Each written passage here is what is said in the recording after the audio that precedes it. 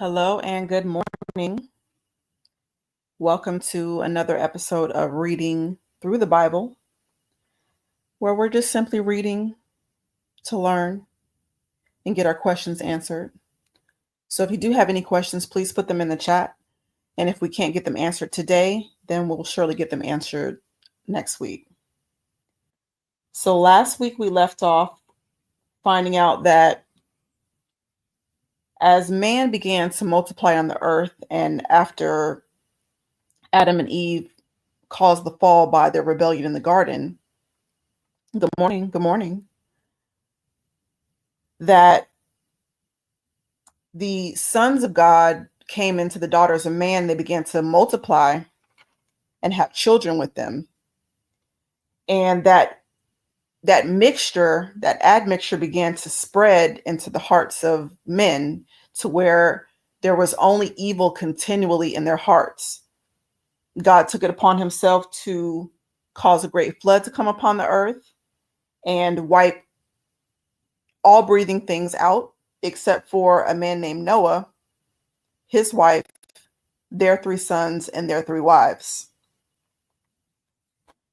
And to his sons, and to Noah, he told them that he needed them to be fruitful and multiply to replenish the earth. So we will pick up at Genesis chapter 9, the covenant that was made with Noah.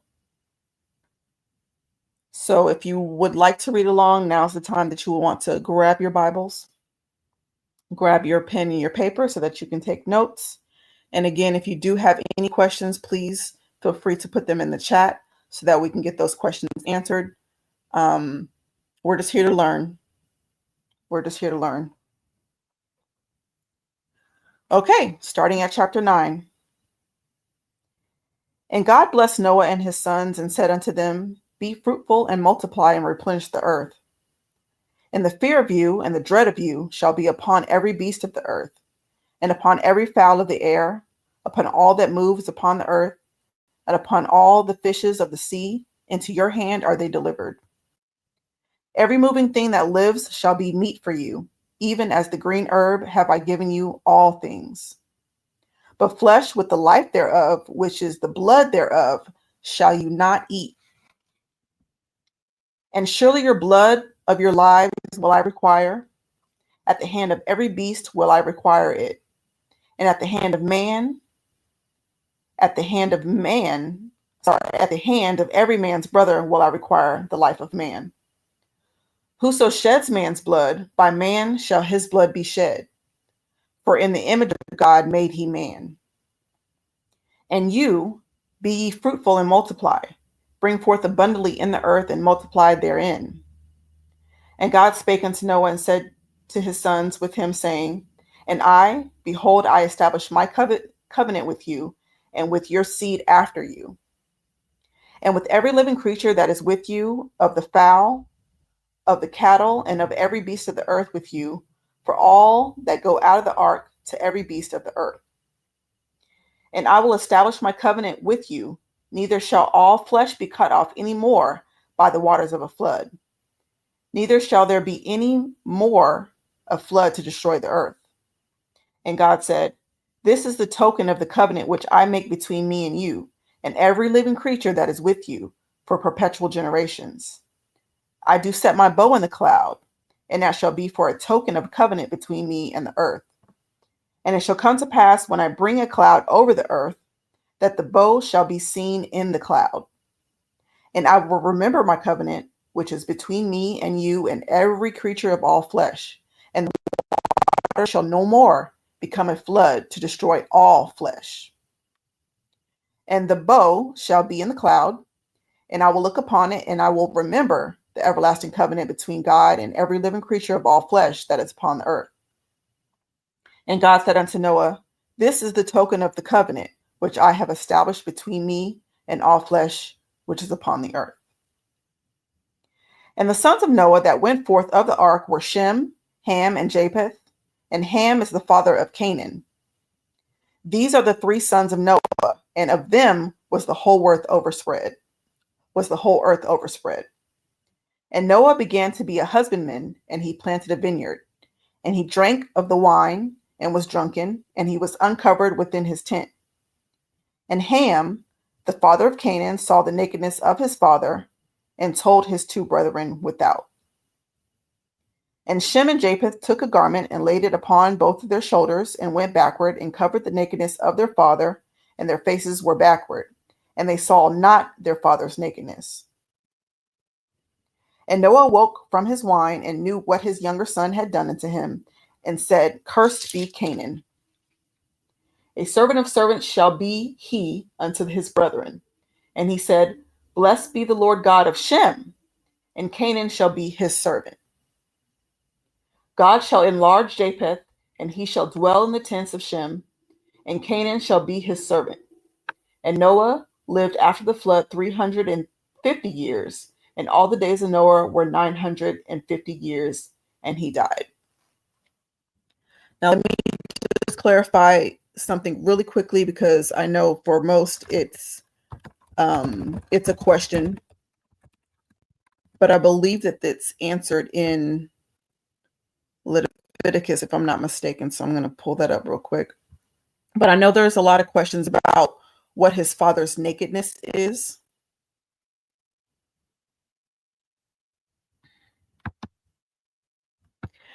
Leviticus 18:8 says, The nakedness of thy father's wife shalt thou not uncover. It is thy father's nakedness. Leviticus 20:11 says, And the man that lies with his father's wife has uncovered his father's nakedness. Both of them shall surely be put to death. Their blood shall be upon them. So from those passages, it seems as though he slept with his mama. Going on to chapter 10. Now these are the generations of sons of Noah, Shem, Ham, and Japheth, and unto them were the sons born after the flood.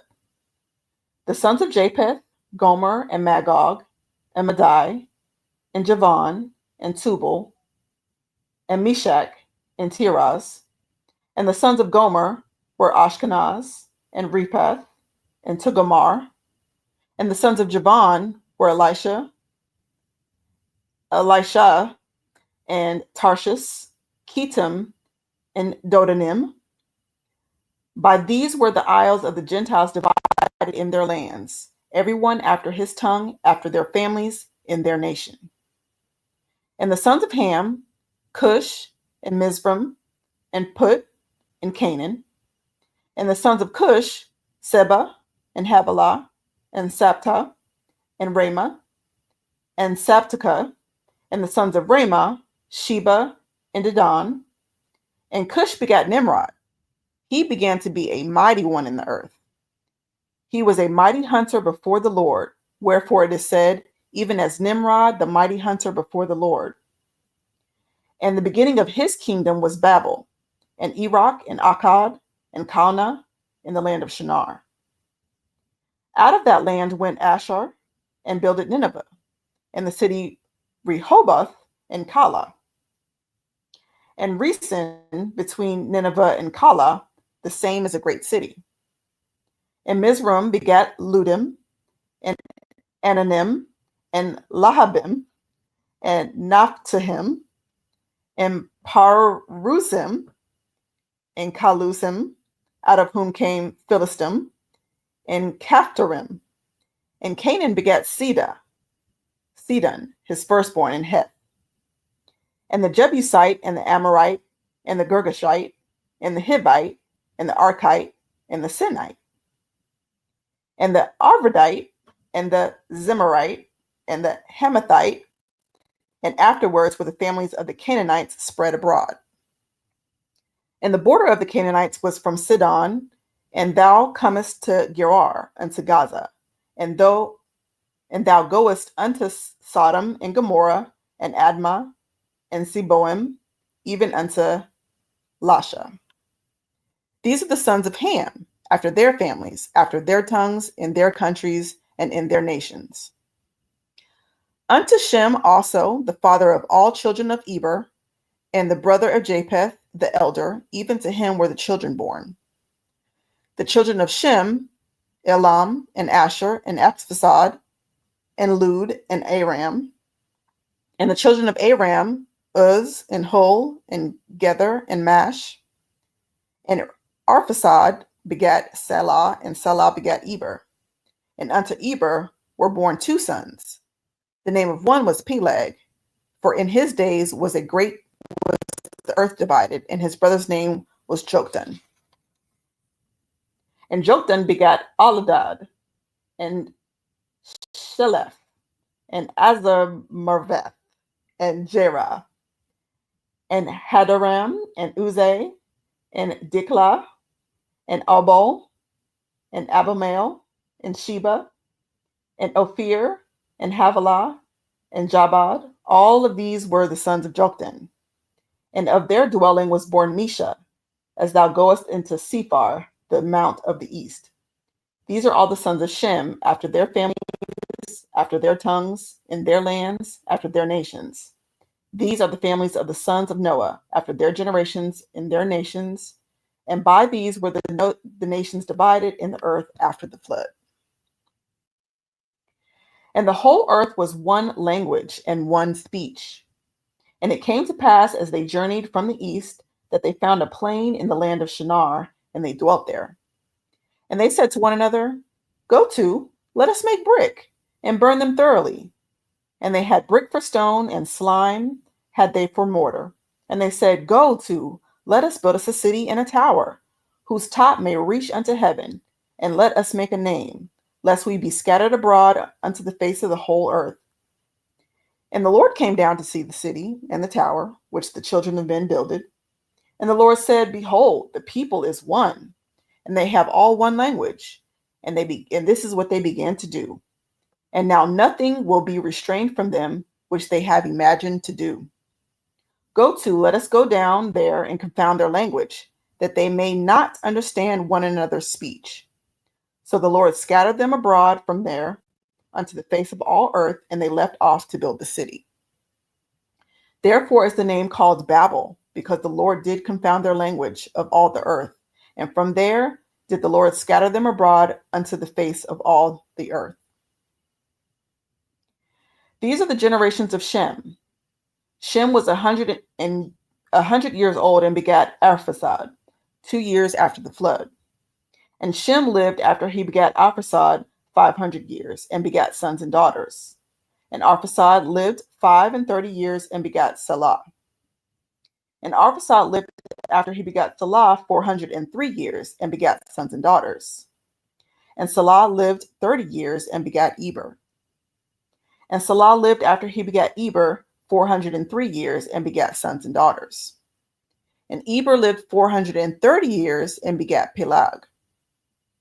And Eber lived after he begat Peleg 430 years and begat sons and daughters. And Peleg lived 30 years and begat Reu.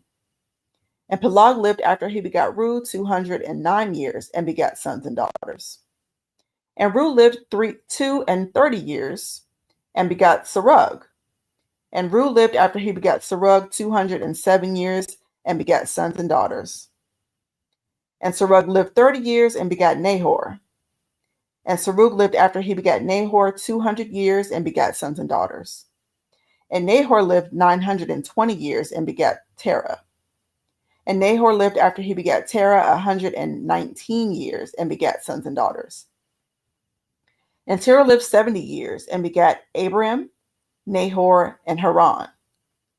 Now these were the generations of Terah. Terah begat Abram, Nahor, and Haran begat Lot.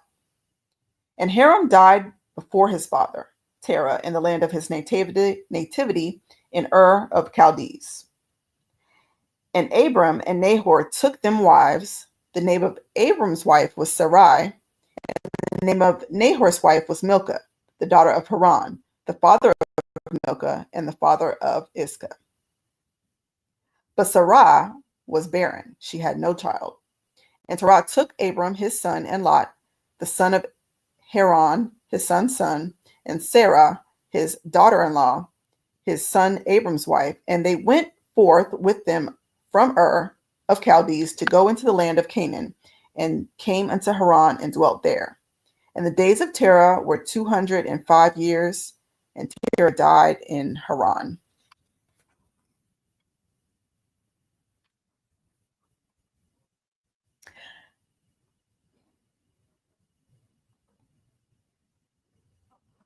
So we have Noah and his three sons, and there's one part where it says Noah's three sons created all the three races, but that's kind of in the, in the reference points. So they are tasked with multiplying and replenishing the earth, and they beget all these generations of the earth. And at some point, they all came together and started thinking, you know what? We're going to start building a tower that reaches to heaven. And God did not like that, because that signifies wanting to be like God, essentially. And so that's when he decided to confound their language so that they couldn't conspire. And that's why we have all the different languages in the world, all the different dialects. Matter of fact, if you research languages, they actually come to this conclusion. They actually come to the conclusion that there was one language at one point, and then all of these different dialects started erupting. I was going to stop at verse 9. I'm sorry, I was going to start at verse 12, but I think I'm going to actually continue this thought and then I'll stop it there. Okay, so just 2 more chapters and then I'll stop it there. This is regarding the call of Abram. Now the Lord has said unto Abram, get thee out of thy country and from thy kindred and from thy father's house unto a land that I will show thee. And I will make of thee a great nation, and I will bless thee and make thy name great, and thou shalt be a blessing. And I will bless them that bless thee, and curse them that curse thee. And in thee shall all families of the earth be blessed. So Abram departed as the Lord had spoken unto him, and Lot went with him. And Abram was 75 years old when he departed out of Haran. And Abram took Sarai his wife, and Lot his brother's son, and all their substance that they had gathered, and the souls that they had gotten in Haran, and they went forth to go into a land of Canaan, and into a land of Canaan they came. And Abram passed through the land unto the place of Thecum, unto a plain of Moreh. And the Canaanite was then in the land. And the Lord appeared unto Abram and said, unto thy seed will I give this land. And there builded an altar unto the Lord who appeared unto him. And he removed from there unto a mountain on the east of Bethel, and pitched his tent, having Bethel on the west, and Hai on the east. And there he builded an altar unto the Lord, and he called upon the name of the Lord. And Abram journeyed, going on still toward the south. And there was a famine in the land.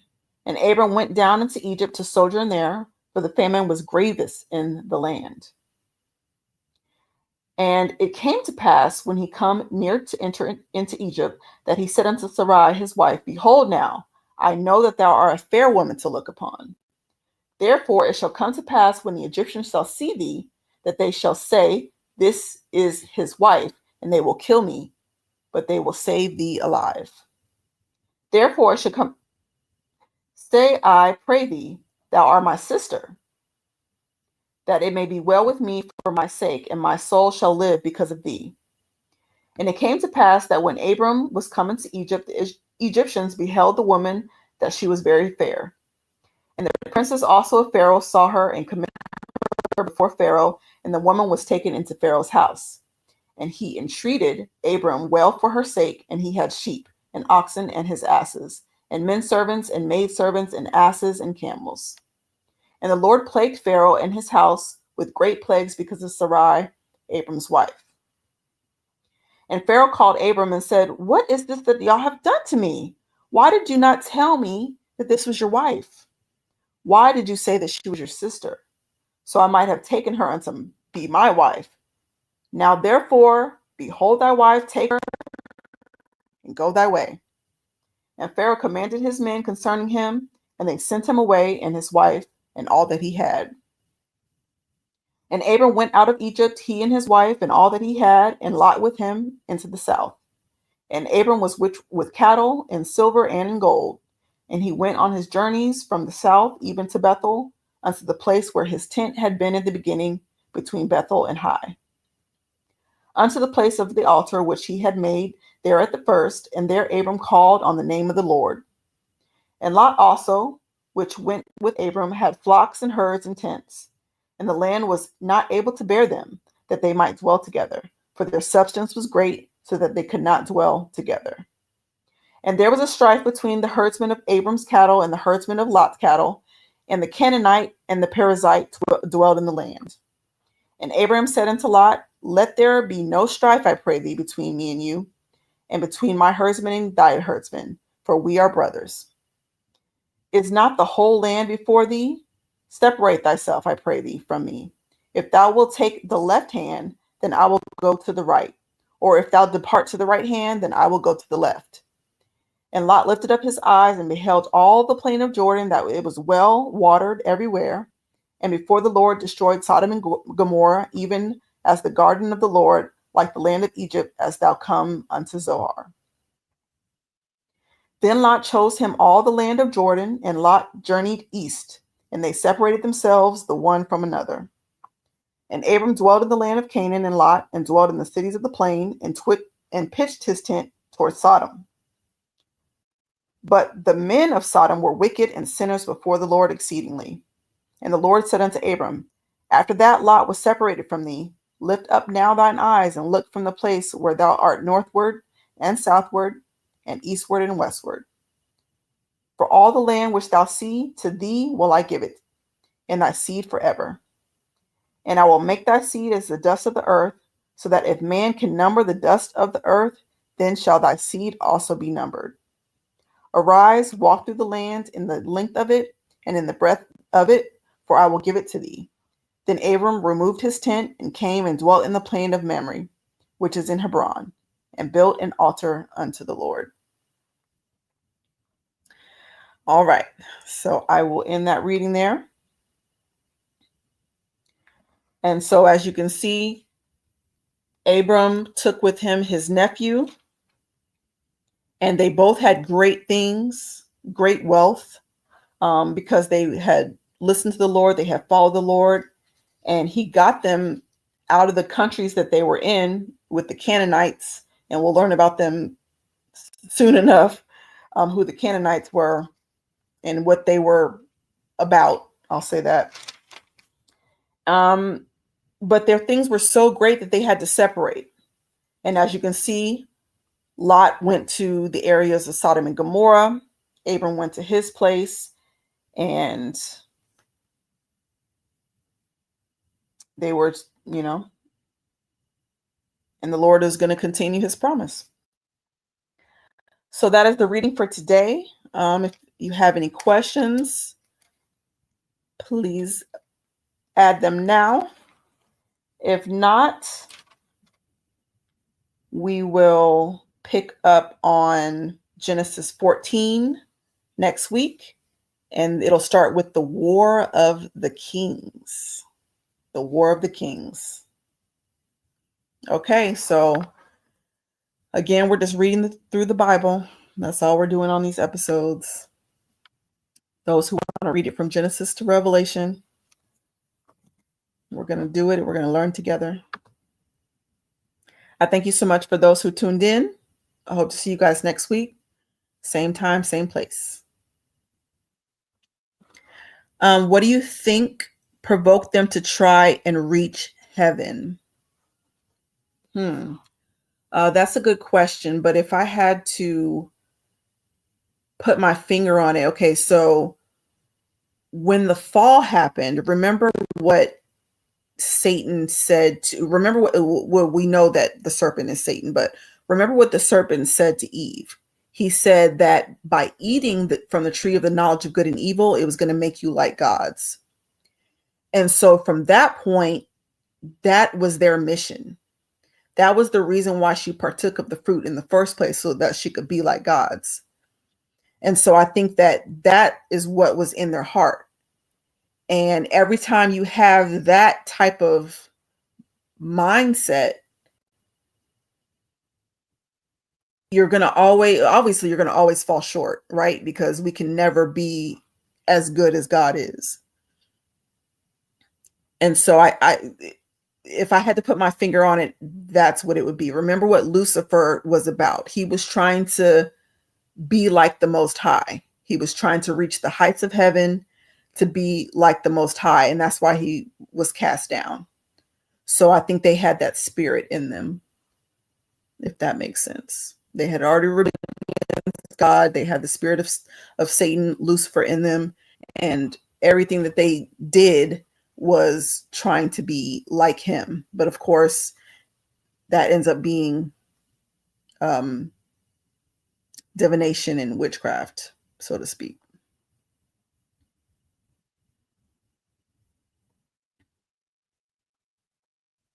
Yep.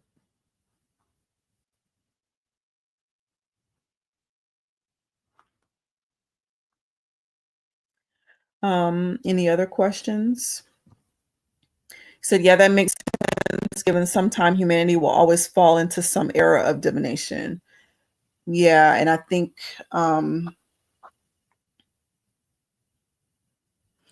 that's what happened. And I don't know if it was them doing it. I don't know if they knew exactly what they were doing or where that mindset had come from, because remember, this is generations past Adam and Eve. So all they know is, I just have this desire to reach the heavens, you know, but at the same time, because remember, Noah was warned. And from, I don't, let me go back, because I've seen the Noah movie, and I'm not saying that that was any type of right portrayal of what's in the Bible. It was totally off from it. But my point is, in the movie, he was warning the people and they were mocking him, saying, oh, you know, it has a rain. What's rain? You know, because again, these people had never, ever seen rain before, until it came onto the earth. And so I don't remember reading that he had warned people. So let me see for a second.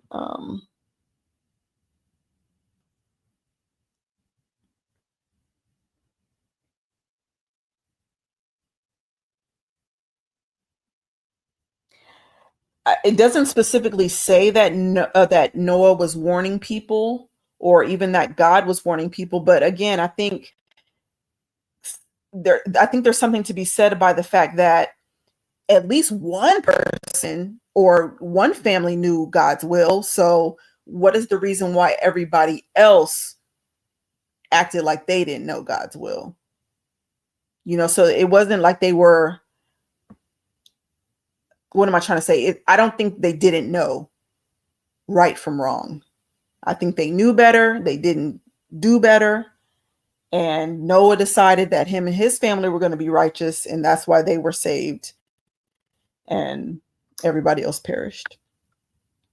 You said now we're in the technology era of divination. Exactly. Absolutely. Big time. Big time. I mean, but there's nothing new under the sun. They were deliberately denying it. I would say so.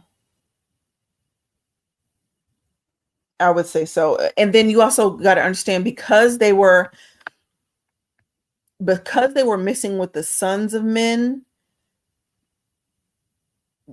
I mean, from the sons of God, from other outside sources, we see that these fallen angels, or whatever you want to call them, were giving man knowledge. They were giving them knowledge of what was happening in the heavens. They were giving them knowledge of things that were happening, you know, within the earth, things that they were not around to experience yet, obviously, because, you know, they're spiritual beings, so they were around before man. And so if you talk to people who are in touch with these beings, they feel like they're so enlightened. And so they probably didn't, again, I'm not saying that they didn't know what was wrong, but they probably thought they had a one up because they had been hearing and were in touch with these spiritual beings and were given all this knowledge. So yeah, they probably thought they were going to get away with it and do what they wanted to do. Absolutely. Um, yeah, absolutely.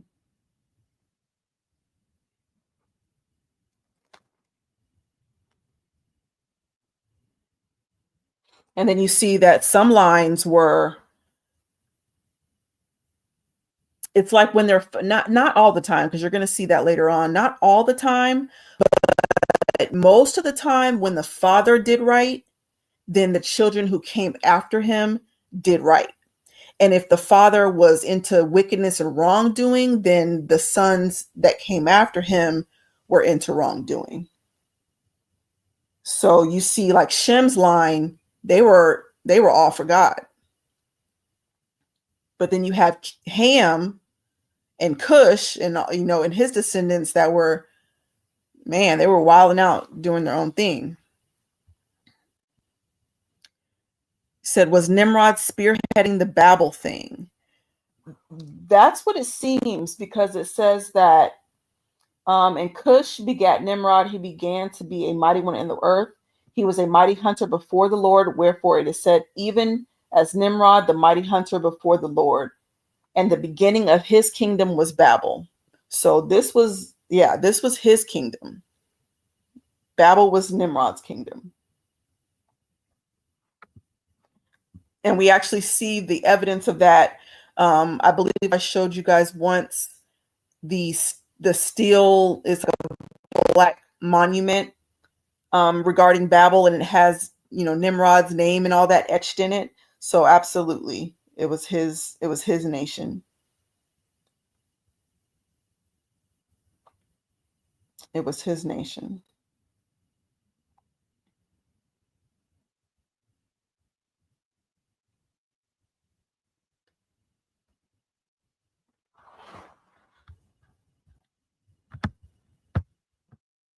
And I think and I want to say that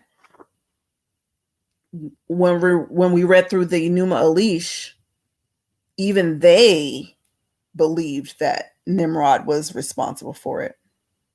So all that corroborates together. So safe to say Nimrod had fallen angel knowledge. I mean, it seems like he was, he was, it doesn't say exactly what he was into, but it seems that that might be it.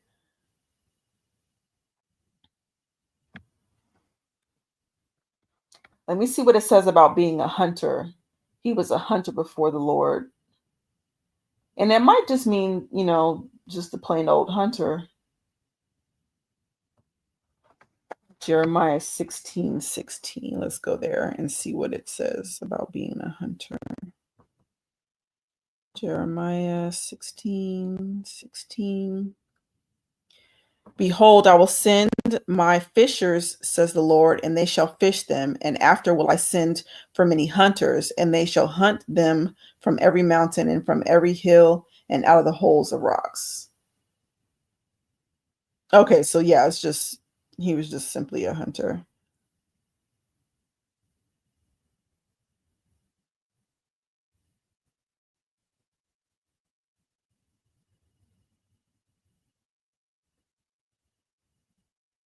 For my eyes are upon all their ways, they are hid. They are not hid from my face, neither is their iniquity hid from mine eyes. And first I will recompense their iniquity and their sin double, because they have defiled my land.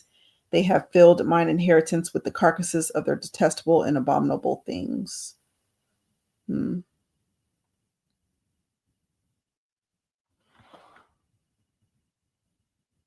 And if I'm not mistaken, I don't think Nimrod is even mentioned anymore Nope, I lied. He's mentioned a few more times in scripture.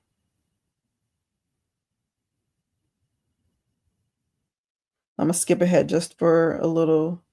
Okay, that just has generate like his generations. I don't think it has too much more information on Nimrod than that.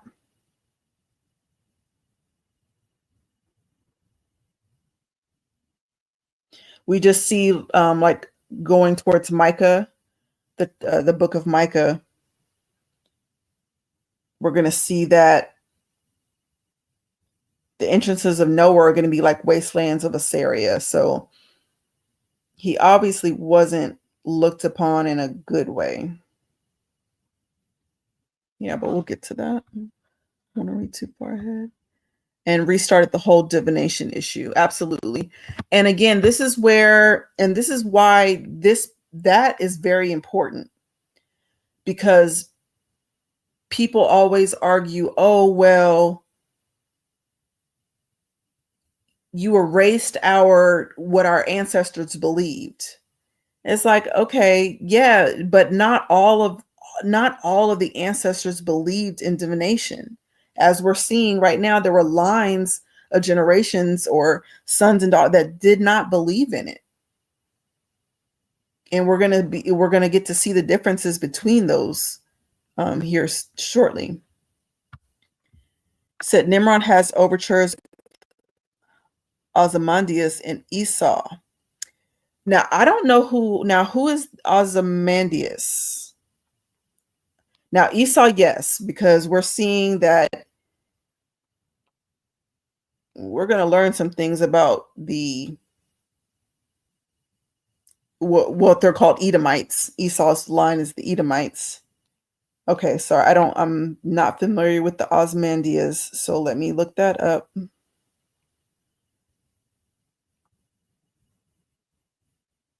But if you don't mind, put that in the chat, 'cause I've never heard of those Asmandias. Because all I'm seeing just right off top is some type of poetry.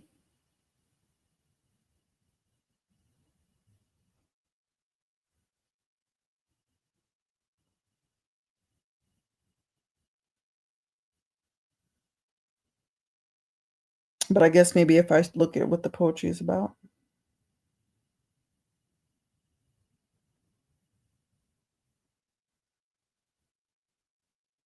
Okay, so this is all I'm seeing right now. It says Osmandius, sonnet by Percy Bysshe Shelley, published in 1818, one of Shelley's most famous short works. The poem offers an ironic commentary on the fleeting nature of power. Okay, okay. It tells of a ruined statue of Osmandius, the Greek name for Ramses II. Oh, okay, of Egypt, who reigned in the 13th century BC, on which is inscribed, "Look on my works, ye mighty, and despair." Around the statue, the lone and level sands stretch far. Okay, okay, I see where, absolutely. Um, but Esau is, oh man, Esau is, I don't even know if Esau was so much about power, because remember, he ends up, I don't want to tell too much of the story, but remember, he ends up giving up something. Esau ends up giving up something.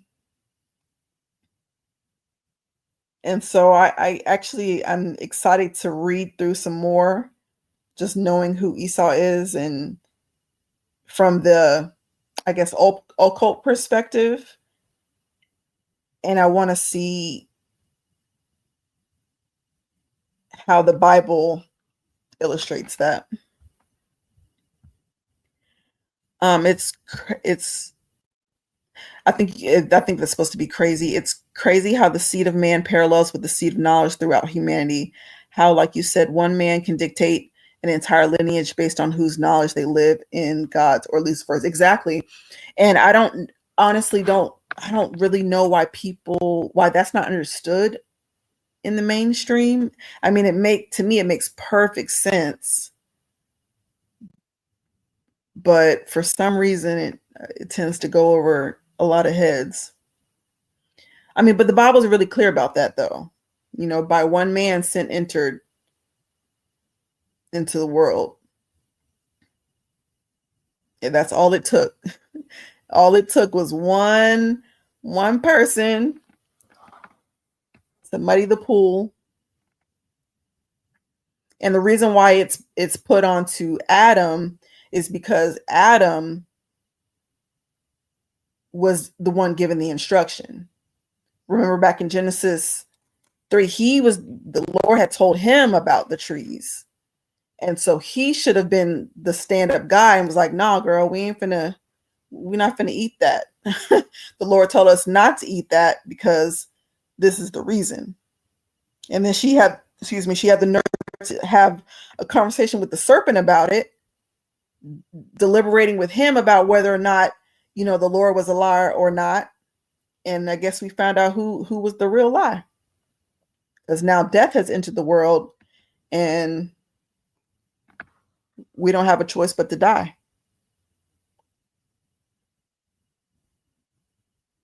So yeah, I agree. I agree.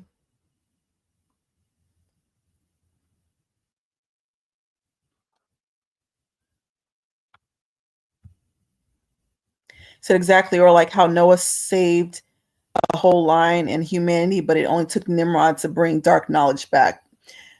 Exactly. And I'm glad that you touched on that point, because look how easy it was for him to do that, because they already had it in their heart. They already had evil in their hearts. So when he came along and was like, "Hey, we can do this. We're gonna be like God," they were already with it because it was already in their hearts and their minds to do evil.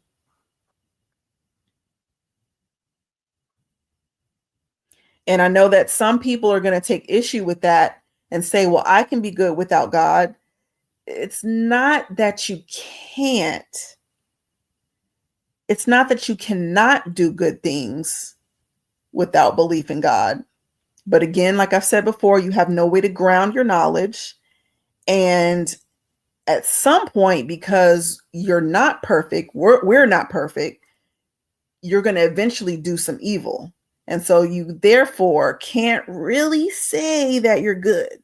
You can't definitively say I'm good and that sometimes I do evil, because again, we got the law of identity, we've got the law of non-contradiction, we got the law of the excluded middle, which tells us that that can't be true.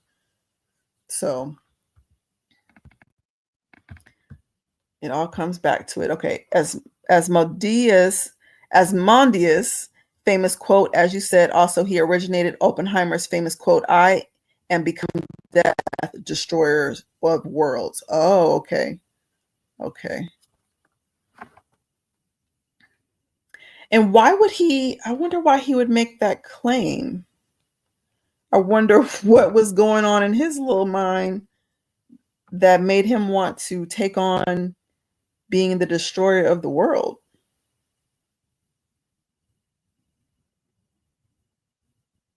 But I'm actually not surprised. I'm actually not surprised just from reading again some the people that follow the craft and what they believe. I guess in my heart I'm like, why would you want to take on that side of things? Why would you want to take on evil and death as opposed to goodness in life? But hey,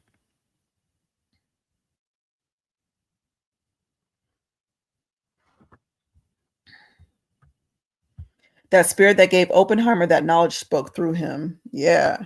Now, who is this Oppenheimer? That's not how you spell it. Oppenheimer.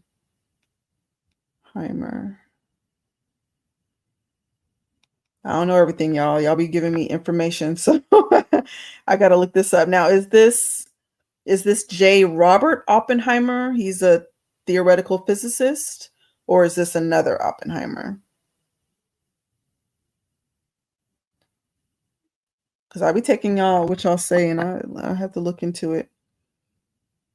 So if it's the same guy, he was the American theoretical physicist who served as the director of the Manhattan Project's Los Alamos laboratory.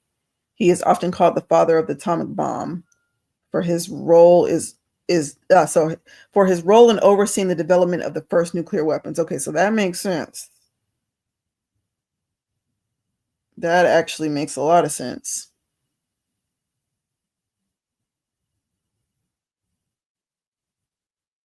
So he's motivated to make weapons of war that can kill large amounts of people because he had this mindset that he was a destroyer of the worlds. Very interesting. Very, very interesting. Demonstrating good is different than being good. Yeah.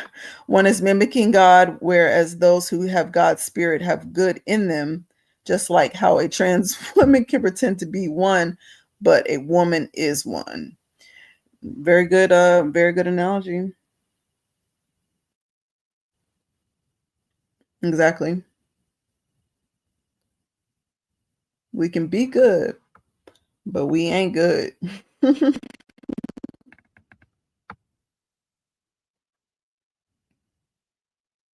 Very good. Any other questions or comments? I enjoyed that y'all came through on the Bible side. Y'all giving some good information for us to piece together with this. And again, we're just reading for understanding. We're just reading for understanding.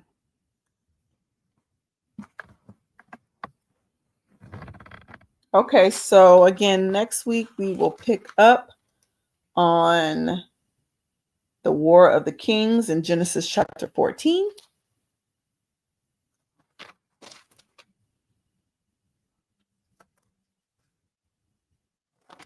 And we'll probably move through that. We'll probably move through chapter 16 with that. So 14 through 16, and then we'll see where that takes us. He said J. Oppenheimer is the keynote innovator of the atomic bomb, as you found. Okay. Okay. I've actually got a video I can. Okay. I wonder if there were. I wonder if he was into anything. I wonder what he was into. I'll just say that. Like, does he claim to be of a certain religion or a certain occult teaching? I see he was Phi Beta Kappa,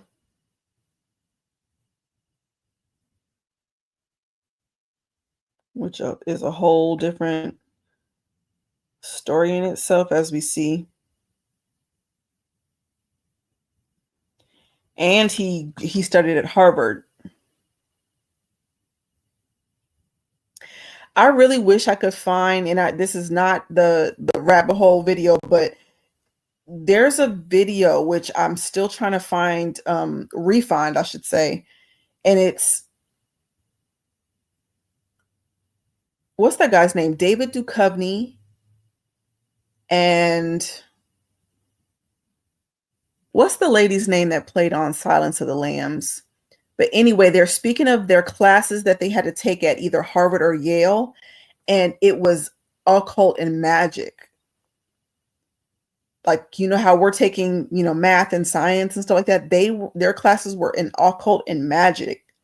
So the reason why I brought that up is I'm not surprised that this is the type of stuff that he was into by going to these Ivy League schools, as they call them.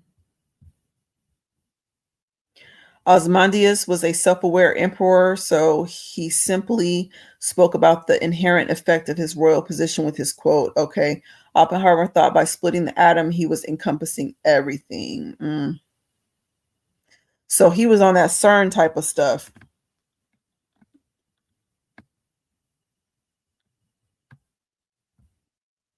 You know that atom, the atom stuff that they taught us in school is so much deeper than we even know.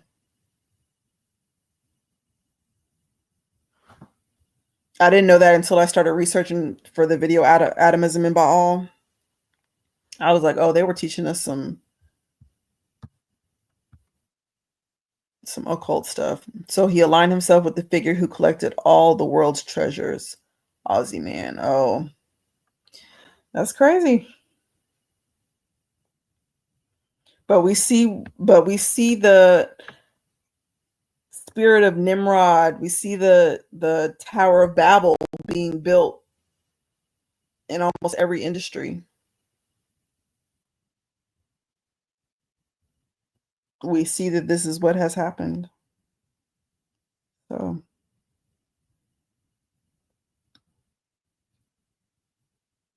interesting stuff, interesting stuff.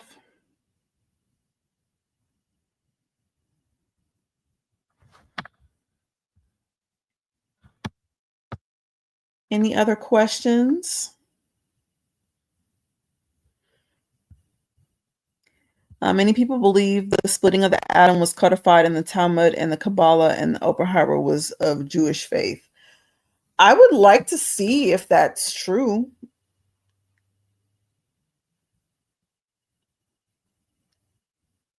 If, because every time I have read about the atom, it was it was just mostly from scientists and things like that. But I want to see if they got this out of a religious book. So I'm gonna look into that, and I will post y'all my findings on that part. Let me take note.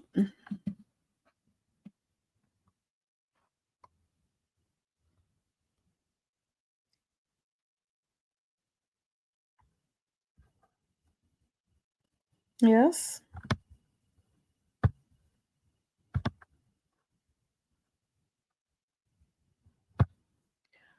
All righty. If there are no further comments and questions, I will leave it there for today. I hope you guys have a great rest of your week. Again, we'll see you tomorrow for our live show. All righty. Have a good day, guys. Talk to y'all soon.